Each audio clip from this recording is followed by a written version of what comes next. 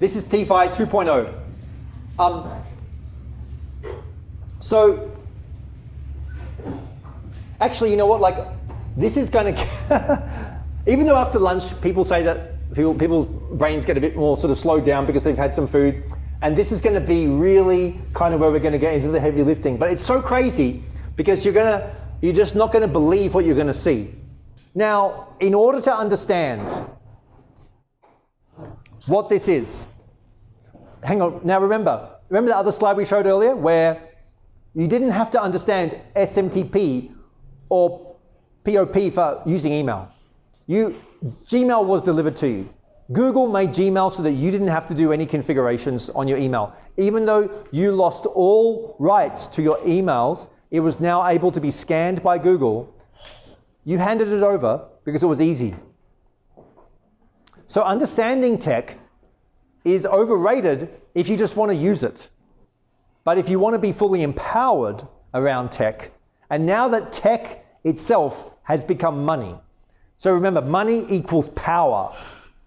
So it's shifting from, hang on, tech is one of those things for my geeky friends to play around with, to hang on, tech is actually money, and money is actually power, and other people have all of the money and all of the power, and they've got a plan that they wrote up that I struggle when I read it. Is that what's going on? So maybe if I got some more money and got some more power, I could start playing a different kind of game here. Well, or maybe I just want to go to the hills in Brazil and just have beehives like the other guy and just check out. Because you're like, like this game, it sounds like it might be dangerous. I don't know, like what if you start playing and somebody finds out, you step on someone's toes and you make too much money? What if you make too much money? Barnaby said I can make as much money as I want. No, I don't know about that. Maybe I just want like a little bit of money. Maybe you just want like what's a little bit? Like, you just go, I just want to have that bit of money. But because this stuff, liquidity pools, LP, liquidity pools, it's just what it sounds like. Notice that all the terminology around money uses aquatic references. Cash flow, banks along the edge of the river, currency, the current, liquidity pools. It's where the liquid, break everything down. It's all there right in front of you all the time. So you need to have liquidity in order to do trading. Obviously, like if I've got okay, let's pull it out. That was pretty fun earlier. We'll grab that big wad of cash because that's what everybody in the world wants. Like, where is it? Hang on. So if I've got all this cash here, this is non-functional. You put me on a desert island, this has zero ability to do anything. You would use it for firewood. You would use it for starting your fire at night. And maybe one day you will. They're printing like 1 trillion a month or something of this stuff. So there you are, they're printing it. But at the moment you really want it because you can trade with it. That means it has liquidity. And when you pool the liquidity, if you have two trading pools, how do you think they can trade between euros and US dollars, between pesos and US dollars? Because they have these liquidity pools where there's a lot of capital and people can trade in and out. You need to have the equal amounts. That's the liquidity pool. It's an equal amount on both sides of the trade. If you don't have the same amount on both sides, you can't do the trade. That's what this means.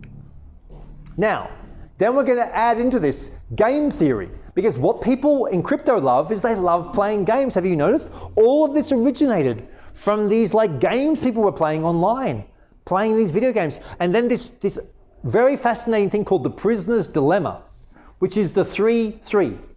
So in the prisoner's dilemma,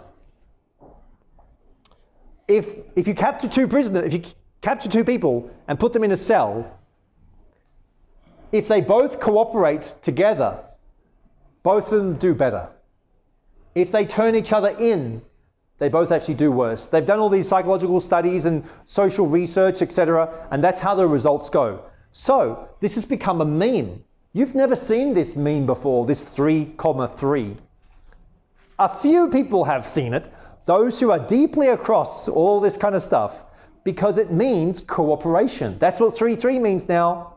But isn't it interesting how many other times we've seen 3, 3? We're not talking about that stuff though. So this is 3, 3. Cooperation. We're on the same team. I'm going to back up your liquidity. You're going to back up my liquidity. And together we'll be fully liquid, even though we won't liquidate. That's actually what it means. The 3, 3 means we're going to back each other's liquidity, but we won't liquidate. And if you go behind my back and you sell, you're not playing my game and I don't like you, even though I don't know you because it's all anonymous. It's all anonymous. You're playing a game with millions of people. And the first one to do it like this was Olympus DAO. And then you just go to chainlist.org and type into the search Phantom Network or Avalanche AVAX, and up comes the button to connect and puts automatically the codes into your Ethereum MetaMask wallet, switches out Ethereum, puts in Avalanche. But then you want to be careful, right? Because what if this has been compromised? Do you think that they might want to compromise you? Who's the they? Who are all these people online? In all the Discord channels, the Telegram network, all the Telegram chats, and even these sites, they make it so easy, but you might want to go and double check the code yourself, the settings. Maybe you want to start double checking everything. You just get the settings and then you go to the source, like you go to Binance Smart Chain. You go to Binance and they've got the settings on their page, but you can copy, but you can go and check them and reference them here. This is like the shortcut to just reconfiguring your MetaMask wallet like that in an instant. If you can send an email, you can reconfigure your MetaMask wallet. Oh dear, too much. I don't know, because we're getting into stupid town. And so I think we've got 5 minutes or so before lunch. And if somebody has a question for me at this point, I'm happy to answer them. I appreciate all the different kind of surveys of platforms. I'm curious, and maybe this is a question for the community too, my ignorance here, but converting US dollars to stable coins. I understand decentralized platforms, but are there ways to go in and out of US dollar to stable coins without KYC? I'll be covering the exchange of fiat somewhat. I've got a section today, I already mentioned about the exchanges and how to buy your tacos with your crypto. That's what this question is about. It's about how can you, listen to the question. How can I get in and out of this without anybody knowing it was me? So if that was easy, a lot more people would be doing it.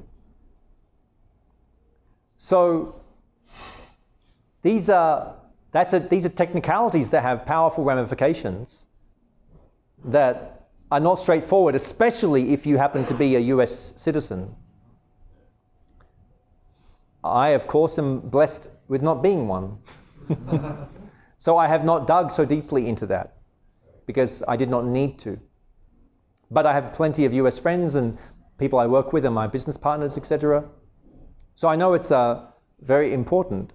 And in all these years, no, we haven't found any access. So, we have another question, another point? On the Zoom group.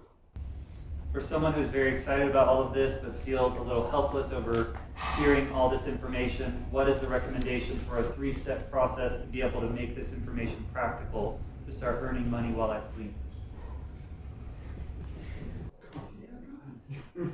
So I can't give any advice. I told you all that this was stupid and that you shouldn't do it from the beginning, because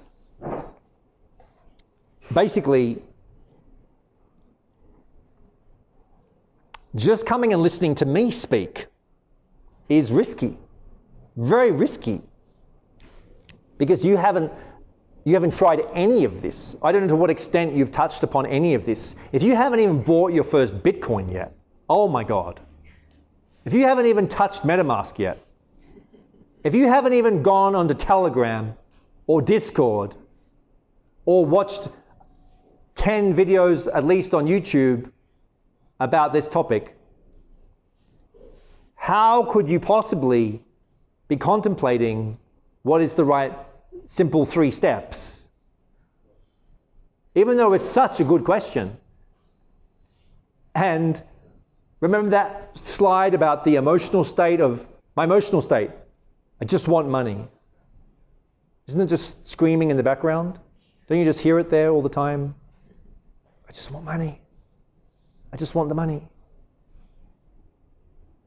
So this is a deeply contemplative thing to consider. However, there is a YouTube video on every 30 seconds I've been talking. A whole video on every 30 seconds I've been talking. That goes for an hour. I've given you enough information to last you, well, it's ridiculous to even say 1 year. This is so ridiculous. So you would need to start with informing yourself deeply. And that shortcuts usually don't end very well. We have another question. On that note, what was the name of the automated thing you were talking about that will like check the Bitcoin up and down and automatically buy it? Trading View and Lux Algo. Okay, so would that be like maybe a shorter? No, because more than 90% of people lose money trading. Even when it's automated? Yes, people don't know how to do that sort of stuff. They get too excited and they'll turn it off. Because when you make 20x on that first trade and you go, wow, I'm better than the bot, yeah, you'll probably turn it off. This is very strange. I didn't hear what it was called. Lux Algo. Now, we're about to have lunch. Now, everything, I'm actually going to be sending a cheat sheet of videos to all of you. You'll have a video list to watch, whether you'll watch them or not, I don't know. You'll have access to the slides, whether you'll go back through them or not. And most of all, you'll probably be like, I really need someone's hand to hold because this is freaking electric. And then I would be just like Bushido, like, yeah, just good luck with that. Because this is very, very tricky. And when you have whole populations that are knocking on the door, there's a lot to be done. How much can you have a look? Now you're wondering, surely, how much can I check into this stuff?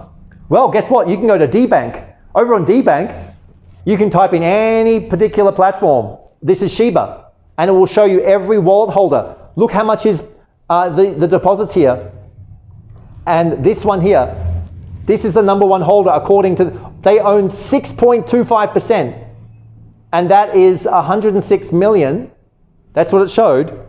And when we click on, that's the wallet, that's a person's wallet inside the Shiba ecosystem. I don't know them, it's anonymous. It doesn't have Joe Smith written there. I'm just checking it. You can check it. You can go to DBank. You can look up the biggest wallet holder in any platform.